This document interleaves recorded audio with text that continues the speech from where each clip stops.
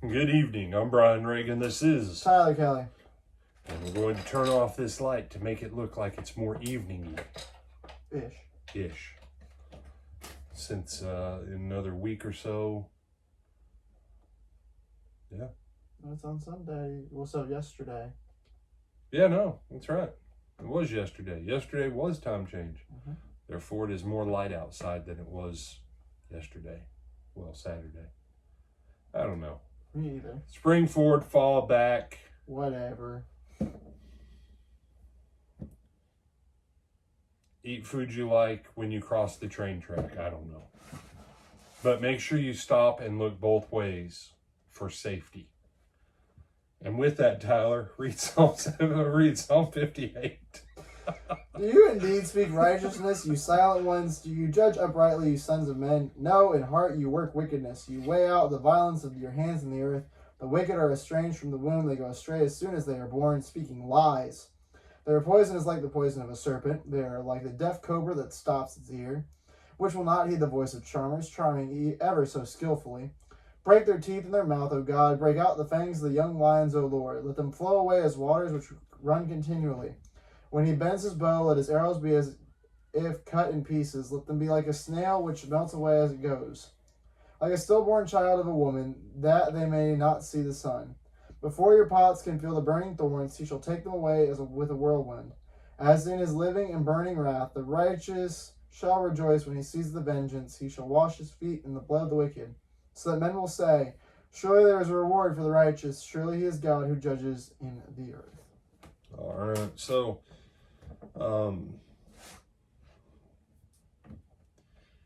this is an interesting psalm.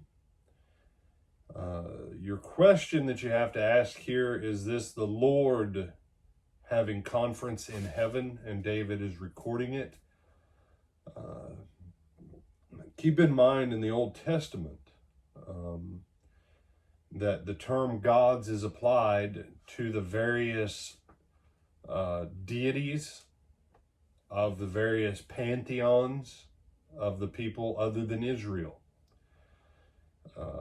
But when you look at that, you say, so there's other gods, Brian? No, there's not other gods in that sense. The Hebrew really has the word Elohim, and Elohim, by context, the Hebrew word Elohim, it can mean God, it can mean gods, it can mean angels and represent angels that are holy. It can mean the righteous ones. When Jesus quotes the psalm that says, that if he says to them, ye are gods, and the scripture cannot be broken. Well, the word there is Elohim. And so, and it's the same word that Satan used with Adam and Eve. Knowing in the day that you eat thereof, you shall surely be Elohim. Well, back in Genesis 1, you had the thing, God said, let us make man. Well, Elohim.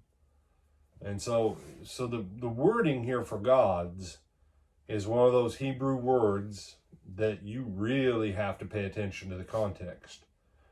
Because the gods that he's talking about that do not do good, they do not do what's right, is the realm of the fallen angels. True or false, Tyler? Satan has a kingdom and a structure of his house. I guess kind of, yeah. Okay. Now, why would you say you guess kind of yeah, or do you want me to give you the answer? Because it's a mess, and it's because he's got a destination preset for him. Okay. But remember what Jesus says, a kingdom divided against itself shall not stand. Right, so it's a mess. Therefore, how can Beelzebub cast out Beelzebub? Now, Satan does have to deal with the issue of rebellion in his kingdom at times, most likely, because, well, a third of the host of heaven rebelled.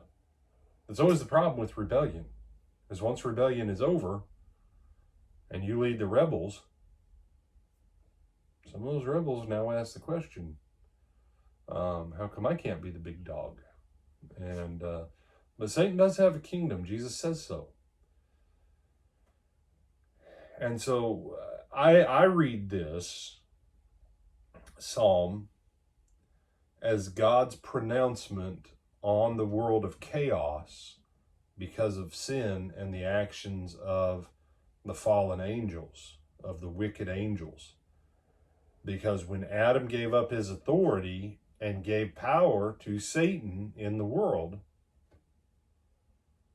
and say, well, can't God will take and level everything out. But the simple fact is, if I give Tyler the deed to my vehicle, and he goes and he files it, I have no legal right with what I do with that vehicle because it now belongs to Tyler. God gave legal deed to the created realm to Adam and Eve.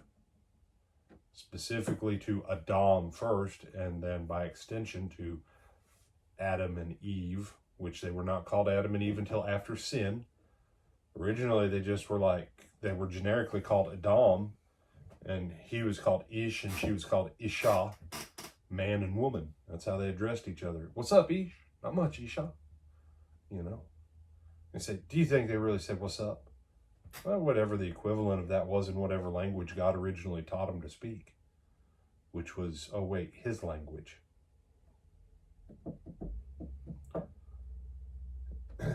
And so this is God setting out some of this judgment and how these things will level out at the end of time so that people will understand there was a God who was right and righteous behind all this. But he made beings in his own image, and he wanted as many of them as he could to be with him before he brought everything to a close. He can't take back what he gave away, but he can bring an end to all of it. Very, very critical difference. Any thoughts on this one? No, sir. All right, with that, I'm Brian Reagan. This is Tyler Cobb. Bid you good evening.